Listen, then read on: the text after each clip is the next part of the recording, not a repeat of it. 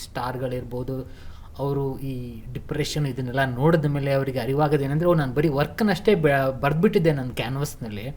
ಇಲ್ಲ ಈಗ ಸ್ವಲ್ಪ ಅಳಿಸ್ಬಿಟ್ಟು ಸ್ವಲ್ಪ ಫ್ಯಾಮಿಲಿದು ಬರ್ಕೊಳ್ಳೋಣ, ಫ್ರೆಂಡ್ಸ್ದು ಬರ್ಕೊಳ್ಳೋಣ. ಯಾಕಂದರೆ ನೀವು ಈಗ ಏನೇ ದುಡ್ಡನ್ನು ಮಾಡಿರ್ಬೋದು, ಫೇಮ್ ಮಾಡಿರ್ಬೋದು, ಯಾಕಂದರೆ ನೀವು ಈಗ ವೆಲ್ ನೋನ್ ಥಿಂಗ್ ಏನಂದರೆ, ನೀವು ಬೆಳೀತಾ ಹೋದಷ್ಟು ಟಾಪಲ್ಲಿ ಲೋನ್ಲಿನೆಸ್ ಇರುತ್ತೆ ಅಂತ ಹೇಳ್ಬಿಟ್ಟು. ಯಾಕಂದರೆ ಪಿರಮಿಡ್ ಥರ ಜನ ಕಮ್ಮಿ ಆಗ್ತಾರೆ, ಅವರಿಗೆ ನಿಮಗೆ ಕನೆಕ್ಷನ್ಸ್ ಕಮ್ಮಿ ಆಗುತ್ತೆ. ಸೊ ಅವಾಗ ಇನ್ನೂ ಪ್ರಾಬ್ಲಮ್, ಅದು ಒಂದು ರೀಸನ್ ಕೂಡ. ಯಾಕಂದರೆ ನೀವು ಬೆಳೀತಾ ನೀವು ಆ ಪಿರಮಿಡಲ್ಲಿ ಮೇಲೆ ಹೋಗ್ತಾ ಇರೋದ್ರಿಂದ ಆಬ್ವಿಯಸ್ಲಿ ಸೋಷಿಯಲ್ ಕನೆಕ್ಷನ್ಸ್ ಕಮ್ಮಿ ಆಗಿಬಿಡುತ್ತೆ. ಒಬ್ಬ ಸ್ಟಾರ್ಗೆ ಅವರು ಎಲ್ಲೋ ದರ್ಶನಲ್ಲೋಗಿ ಕಾಫಿ ಕುಡಿತಾ ಇದ್ದವರು ಈಗ ಕುಡಿಯೋಕ್ಕಾಗೋದಿಲ್ಲ. ಸೊ ಅದು ವೆಲ್ ನೋನ್ ಥಿಂಗ್, ನೀವು ಹೋಗ್ತಾ ಸೊ ಅವಾಗ ಇದು ತುಂಬ ಇಂಪಾರ್ಟೆಂಟ್ ಆಗುತ್ತೆ. ನಿಮ್ಮ ಕನೆಕ್ಷನ್ ಮೇಂಟೈನ್ ಮಾಡೋದಿರ್ಬೋದು, ಹಳೆ ಕನೆಕ್ಷನ್ಸು.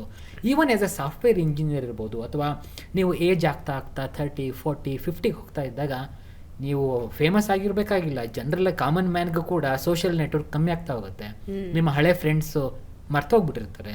ಸೊ ನೀವು ಹೊಸ ಕನೆಕ್ಷನ್ ಆಗ್ತಾ ಇರೋದಿಲ್ಲ, ನೀವು ಹೊಸ ಬಾಂಡಿಂಗ್ ಬೆಳೆಸ್ಕೊಳಕ್ಕೆ ಆಗ್ತಾ ಇರೋದಿಲ್ಲ.